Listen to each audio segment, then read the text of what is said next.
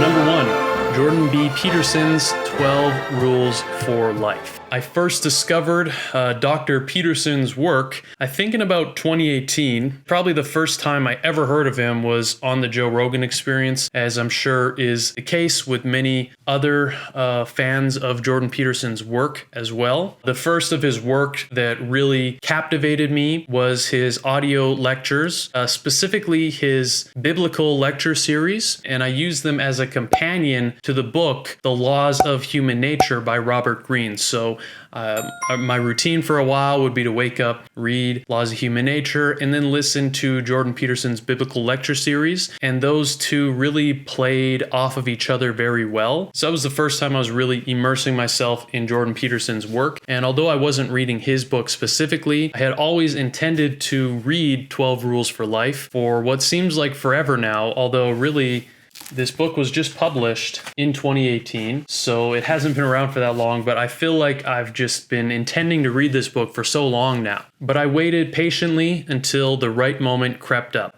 And so this was the main book that I turned to during the pandemic. And it took me months to actually finish.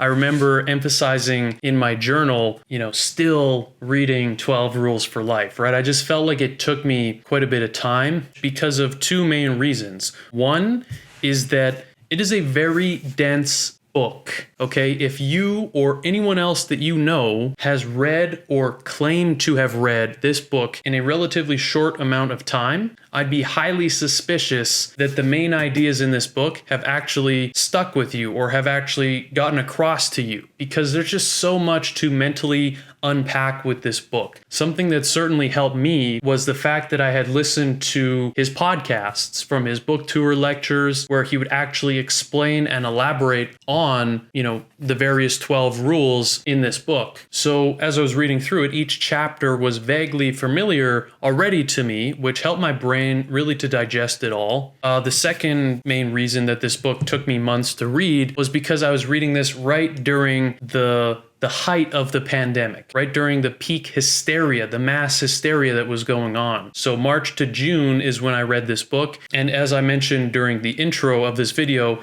I was spending a lot of time on the internet, thus losing the deep focus for reading, okay?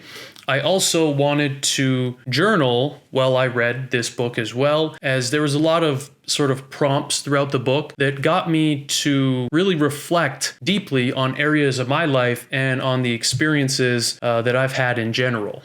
The Rule 8, tell the truth or at least don't lie, was especially heavy for me. It caused me to reflect on many times in my life where I'd created these sorts of webs of lies in my life, and relating that and tying that into, as he puts forth here quite eloquently, how entire societies can collapse and degenerate into states like what produced the Holocaust, pretty much based on lies upon lies upon lies, and how, there's this sort of burden on the individual to tell the truth, and how if each person sort of holds themselves accountable to that, that can be the thing that prevents societies and our world into collapsing into such states. So there's lots to learn from this book, a lot more than what I can recap briefly in a short video like this.